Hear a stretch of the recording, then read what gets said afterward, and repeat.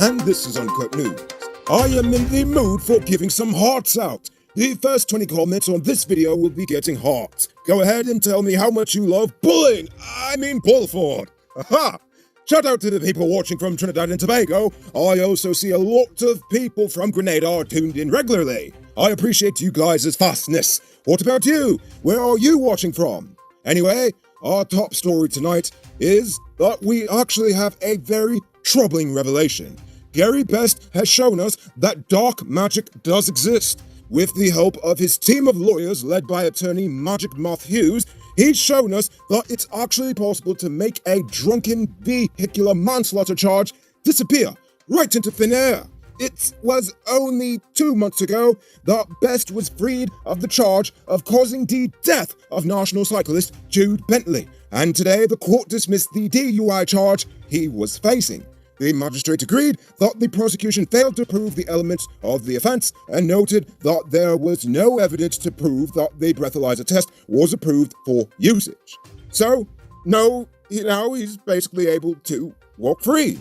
Bloody-handed and all, but just free as a bird. But I think that the bigger lesson to be learned from this is that corrupt government institutions don't care who's in power. They don't even care if you're Black, Indian, Indigenous, Portuguese, even Chinese. As long as you have money, you'll always be in power. This morning, 42-year-old businessman Marlis Hendricks of North Rumveld was charged with fraud. He's accused of forging a dead man's signature on a $50 million Guyana agreement of sale for a building located off Princess Street. He pleaded not guilty to the charge, which alleged that on July 17, 2019, he forged a document to make an agreement purported to be signed by Antonio Charles. Well, Charles's son alleged that the signature was forged, as his father had died in July 2020, the same month when Hendricks reportedly paid the $50 million. However, Hendricks' attorney told the court that the matter is before the High Court, and that 2 government analysts have already reported on the authenticity of the sale. Hendricks was released on $30,000 bail and is expected back into court on February 16th.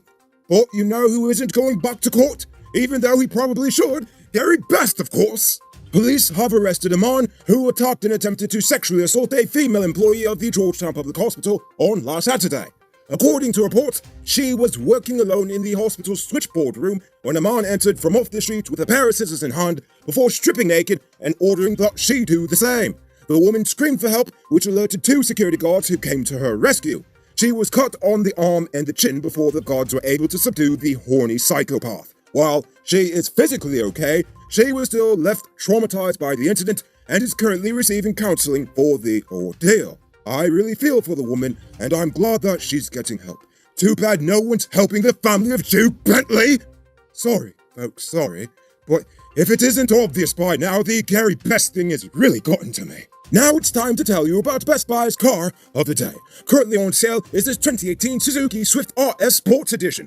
It comes with Bluetooth, CD, stereo, steering controls, crystal lights, mark rims, fog lamps, and much more. Pay cash for $3.6 million, or pay down as low as $720,000 with around $70,000 monthly, and it's yours. Call or WhatsApp 662-0844 for more info, or visit our showrooms at 171 Peter Row Street, Queenstown, or Lot 2 Lamar Street, and tell them Rico sent you for this sweet deal. This morning, the bodies of Alwyn Joseph and 75-year-old Babooni Harrier were discovered at the foreshore of number 68 Village Quarantine the Beast. They were among the 3 persons who went missing after entering Guyana from the Suriname backtrack route on Monday evening.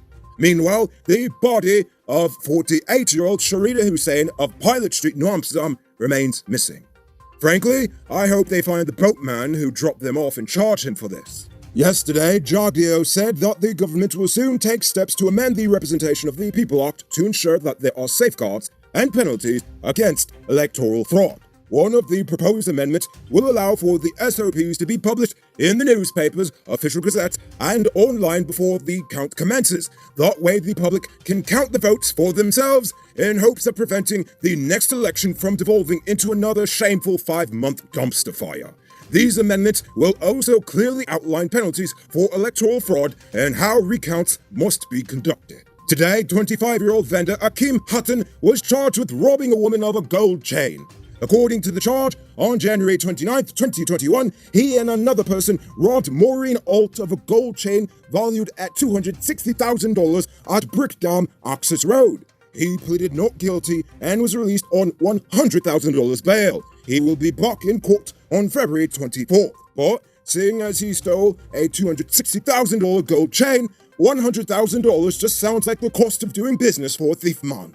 Digicel is celebrating their 14th anniversary this month, which means they are shaving off prices. Get the DL3 smartphone for just $14,000, or the DL3 Pro for just $17,500, plus get a 13-day Digicel Prime bundle when you buy any LTE handset. Offer available at Cellular Plus Digicel stores in the City Mall, Starbucks Square, Massey Providence, and Massey Turkine. Don't miss out! Get ready, Guyana, cause the Rona vaccines are here. The Ministry of Health is set to begin its vaccination rollout on Thursday following the donation of some 3,000 doses of the Oxford AstraZeneca vaccines from Barbados. This first tranche will be administered to frontline health workers and members of the CARICOM Secretariat. You know, cause the Bajans gotta protect the people working over here, naturally.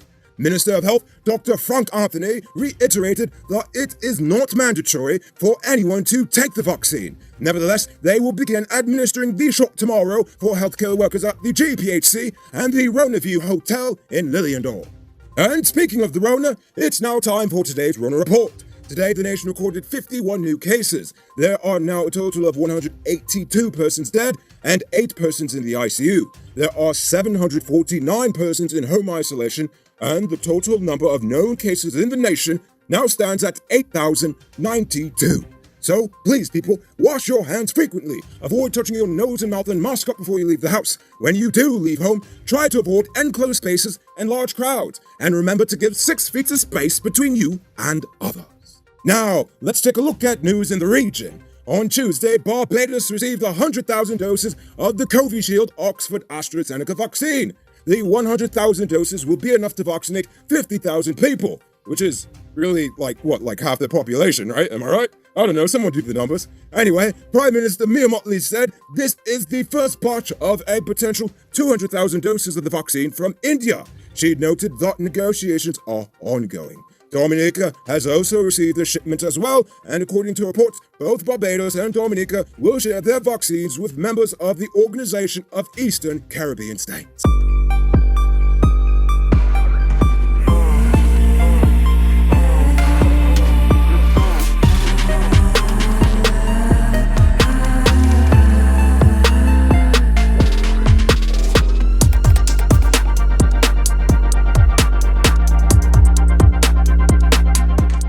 Amid mass protests demanding his resignation, Haiti's President Jovenel Moïse on Tuesday issued a decree to remove 3 appeals court judges who could have replaced him in power.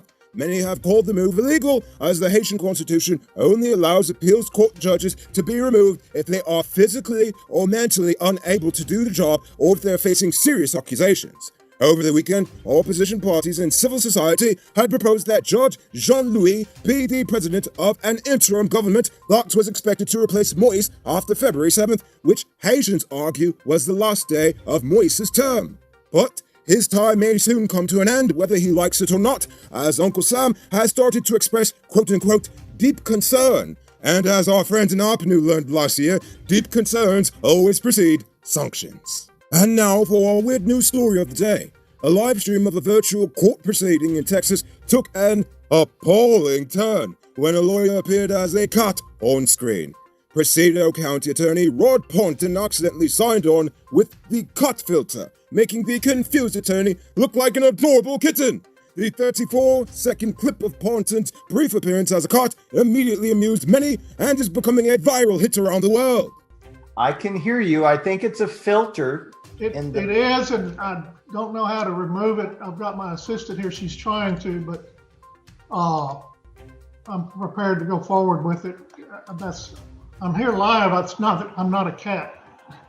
He eventually fixed the settings and moved on with the statements. So you can have a laugh all you want, but I have a strong feeling that Attorney Mittens the Kitten is going to get a lot of new clients off this newfound fame. How's this for a bedtime story? Stupidity Bill spends thousands of dollars on new printer ink. Sensi Bill, on the other hand, refills his empty cartridges at Print for Less for just $1,000. He gets a 6-month, 100% money-back guarantee on every refill. Then the bucket band and the story ends. Call the WhatsApp 667-0066 or visit them on Facebook at Print for Less Guyana. Don't be a stupidity Bill. Moving on to our Uncut News viewers poll question of the day. Every day we pose a question about current events in Guyana, the region, the diaspora, and how you feel it relates to us. So, you give your responses in the comments, and we'll read the best ones in the following episode. Yesterday's question was, should the private sector come up with rewards to show appreciation for cops who go above the call of duty? Jay Jairam said, the Guyanese cops should be rewarded when they do work. The same should be for teachers and nurses. Hey, I agree with you, Jay. And Kimmy said, no, they don't need extra or thank yous. They get that every time them take a Granger, too. Good answers, people.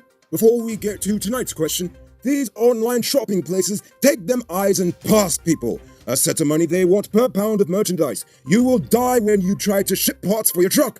Thankfully, truck parts are already in Guyana at Powered Automotive Truck Spares and Engine Parts at Lot 1161 EE Eccles. They stock spares for DAF, Bedford TM, International Freight Liners, and Cummins engines. Call the WhatsApp 697-0171 or follow Powered Automotive Truck Spares and Engine Parts on Facebook. So for tonight's question, the Rona vaccines are finally here. Will you take it or not? And why or why not?